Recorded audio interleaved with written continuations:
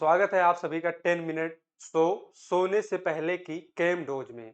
आज हम सब लोग समझेंगे जी पैरेलल जी परपेंडिकुलर कब ज्यादा होगा, कब कम होगा। तो उसके पहले हम लोग समझते हैं ये isotropic effect and anisotropic effect G के वैल्यू में क्या इफेक्ट करता है। तो देखो, अगर हम लोग बात करें आइसोट्रोपिक इफेक्ट कब लगेगा, जब गैसियस फेज हो, सॉल्यूशन फेज हो, नॉन क्रिस्टलाइन आपका क्या हो, आपका नॉन क्रिस्टलाइन फेज हो। तो यहां आपका जी एक्स जी वाई और जी जेड क्या होगा, one set of line observe होगा, यानी ये तीनों क्या होंगे, बराबर होंगे। तीनों क्या होंगे, बराबर होंगे। अगर हम लोग देखें एन आइसोट्रोपिक इफेक्ट में, तो इसमें कब लगेगा एन आइसोट्रोपिक इफेक्ट, जब आपका क्रिस्टलाइन सॉलिड हो। जब क्या हो, क्रिस्टलाइन सॉलिड हो। तो यहां तीन कंडीशन बनेगा। First, G X not equal to G Y not equal to G Z. ये कब होगा, जब आपका ऑर्थोरोम्बिक और रोम्बोहेड्रल हो। तो यहाँ थ्री सेट ऑफ लाइन क्या होंगे, ऑब्जर्व होंगे। G X equal to G Y not equal to G Z. ये कब होगा, जब आपका डिस्टॉर्टेड ऑक्टाहेड्रल हो, स्क्वायर प्लेनर हो और स्क्वायर पिरामिडल हो।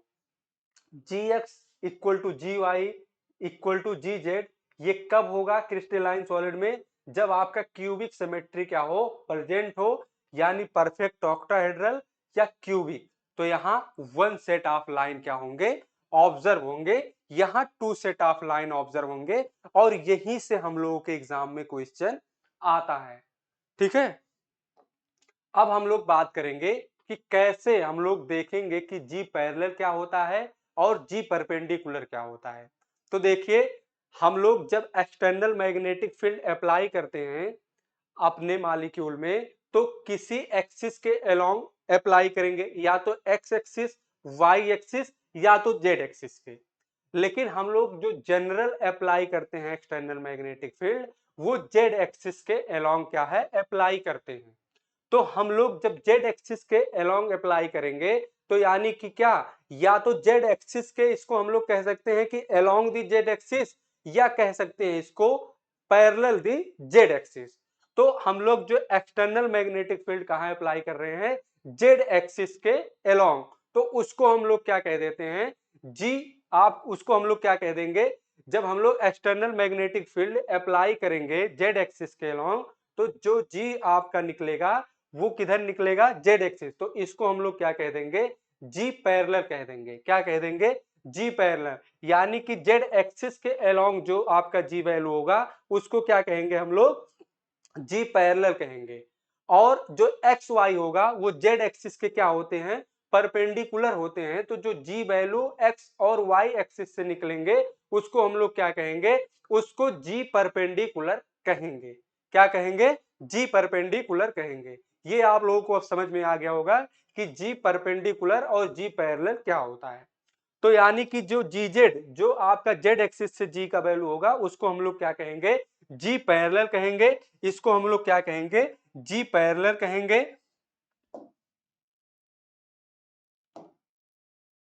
इसको हम लोग क्या कहेंगे, जी पैरेलल कहेंगे। और आपका जो एक्स और वाई एक्सिस से निकलेगा, उसको हम लोग क्या कहेंगे, जी परपेंडिकुलर कहेंगे। क्या कहेंगे, जी परपेंडिकुलर कहेंगे। अब देखिए, जो जी का वैल्यू होता है वो डायरेक्टली प्रोपोर्शनल होगा किसके, इलेक्ट्रॉन डेंसिटी के। जी वैल्यू डायरेक्टली प्रोपोर्शनल होगा किसके, इलेक्ट्रॉन डेंसिटी का। तो हम लोगों को स्क्वायर पिरामिड, आपको ऑक्टाहेड्रल और स्क्वायर प्लेनर कॉम्प्लेक्स में देखना है। और ऑक्टाहेड्रल में कैसा, डिस्टॉर्टेड ऑक्टाहेड्रल में। तो अगर हम लोग बात करें डिस्टॉर्टेड ऑक्टाहेड्रल का, किसका, अगर हम लोग बात करें डिस्टॉर्टेड ऑक्टाहेड्रल, और उसमें डिस्टॉर्टेड ऑक्टाहेड्रल में जेड आउट की अगर हम लोग बात करें, किसका, जेड आउट, यहां लिख दे रहा हूं, जेड आउट की अगर बात करें हम लोग, तो जेड आउट मतलब क्या, इसको और हम लोग क्या कह सकते हैं, टेट्रागोनली इलोंगेटेड जेड आउट। तो जेड आउट मतलब क्या, कि इसमें जो आपका देखो अनपेयर्ड इलेक्ट्रॉन जेड आउट में कहां प्रेजेंट होता है, जेड आउट ये कॉपर का आपका क्या है, कॉपर +2 का कॉम्प्लेक्स है और ये क्या है, जेड आउट है। तो इसमें अगर आप लोग देखो तो आपका जो अनपेयर्ड इलेक्ट्रॉन है कहां प्रेजेंट है, D X square minus Y square में। यानी कि D X square minus Y square से ज्यादा इलेक्ट्रॉन डेंसिटी कहां है, डी जेड स्क्वायर में। यानी कि जो इलोंगेटेड टेट्रागोनली इलोंगेटेड या जेड आउट, यहां electron density D Z square में क्या है, ज्यादा है। यानी कि यहाँ जो जेड एक्सिस है उसके अलोंग जो इलेक्ट्रॉन है ज्यादा है। तो इसमें क्या, जी पैरेलल जो होगा ग्रेटर देन होगा किससे, जी परपेंडिकुलर से। तो यही चीज है, इलेक्ट्रॉन डेंसिटी ज्यादा होगा यानी कि क्या, जी जेड ज्यादा होगा जी एक्स और जी वाई से। तो आपका क्या बन जाएगा, आपका क्या बन जाएगा, जी parallel greater than G perpendicular से, और जी ग्राउंड स्टेट वाला उससे कम होगा। तो ये चीज आप लोगों को सीखना था कि कैसे आपका जी पैरेलल ज्यादा होगा किससे, जी परपेंडिकुलर से। अगर हम लोग बात करें किसका, जेड इन का, जेड इन, तो जेड इन में देखो कि आपका D X square minus Y square में जो है 2 इलेक्ट्रॉन है और जेड एम में 1 इलेक्ट्रॉन है। मतलब इलेक्ट्रॉन डेंसिटी कहां, एक्स वाई में ज्यादा होगा, एक्स वाई के अलोंग ज्यादा होगा। तो यहां आपका क्या बनेगा, यहां आपका क्या हो जाएगा, देखो यहां आपका क्या हो जाएगा, G X and G Y greater than होगा किससे, जी जेड से। तो यहां जी परपेंडिकुलर ग्रेटर देन हो जाएगा जी पैरेलल से, और जी पैरेलल ग्रेटर देन हो जाएगा किससे, जी ग्राउंड स्टेट से। तो यही चीज आपको क्या है इसमें सीखना था कि जी परपेंडिकुलर कब ज्यादा होगा। तो जेड इन, कॉपर का जेड इन है तो उसमें कौन सा जी परपेंडिकुलर ज्यादा होगा जी पैरेलल से, और जेड आउट में क्या होगा, G parallel greater than G perpendicular होगा। अगर हम लोग बात करें स्क्वायर प्लेनर कॉम्प्लेक्स, तो स्क्वायर प्लेनर जो कॉम्प्लेक्स होता है वो एक्सट्रीम केस होता है किसका, आपका जेड आउट का। तो सेम उसी तरह बनता है उसका स्प्लिटिंग डायग्राम। तो इसमें भी आपका क्या, Z out greater than Z perpendicular, यहां आपका क्या होगा, Z parallel is greater than J G, यहां क्या होगा, G parallel is greater than G perpendicular is greater than G ground state. तो इस तरह हम लोग देखेंगे कि किस में जी पैरेलल ज्यादा होगा, किस में जी परपेंडिकुलर ज्यादा होगा। अब इसके बेसिस पे हम लोग देखते हैं कि प्रीवियस ईयर में क्वेश्चन कैसे आए हैं। तो देखो, ये देखिए आप लोग, कह रहा है कि EPR spectrum complex when G parallel is greater than G perpendicular is greater than G, unpaired electron reside in the orbital। unpaired electron कहां होगा, तो G parallel मतलब क्या, Z out, G parallel है आपका, मतलब क्या हो जाएगा, G parallel अगर ग्रेटर देन G परपेंडिकुलर है मतलब ये आपका क्या होगा, Z out होगा।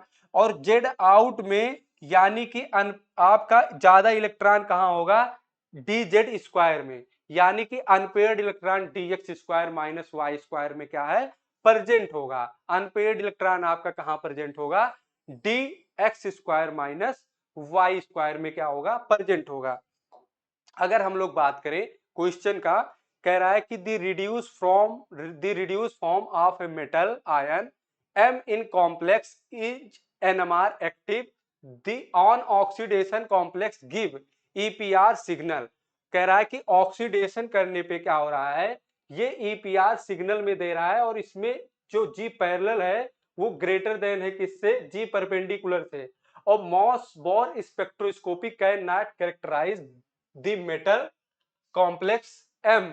एम तो मॉस बोर में कौन नहीं देता है, तो देखो मॉस बोर ज्यादातर हम लोग किसके लिए पढ़ते हैं, आपका आयरन और टिन के लिए पढ़ते हैं, ठीक है, आयरन और टिन के लिए पढ़ते हैं। और कह रहा है कि उसका ऑक्सीडाइज फॉर्म क्या होगा, ईपीआर एक्टिव होगा। तो अगर हम लोग कॉपर +2 की बात करें, कॉपर +2 यानी D9, और ये आपका क्या होगा, ईपीआर एक्टिव होगा।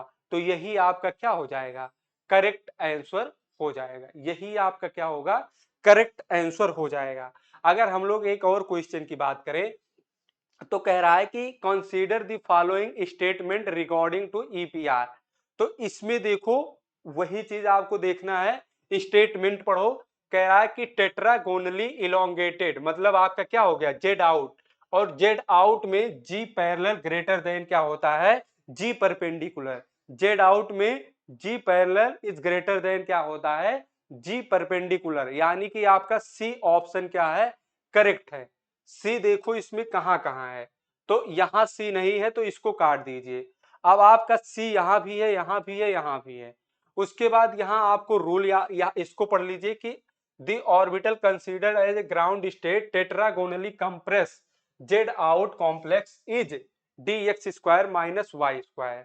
तो इस स्टेटमेंट को देखिए। अब इसमें एक स्टेटमेंट और आपको याद रखना था क्या, कि जो अलाउड ट्रांजिशन होता है क्या, कि जो अलाउड ट्रांजिशन होता है इसमें वो आपका कौन सा होता है allowed transition, M S equal to plus minus one होता है और M I equal to plus minus one. तो ये थोड़ा सा आपको ट्रांजिशन भी और इसमें जेड आउट और जेड परपेंडिकुलर का कॉन्सेप्ट आपको याद। तो इसमें जो करेक्ट आंसर बनता है आपका सी वाला क्या है करेक्ट आंसर बनेगा। तो इस तरह देखें हम लोग कि जी पैरेलल जी परपेंडिकुलर कब और कैसे ज्यादा होता है कैसे कम होता है। तो आशा करते हैं कि आप लोग सीखे होंगे। थैंक यू और इंजॉय करिए आप लोग।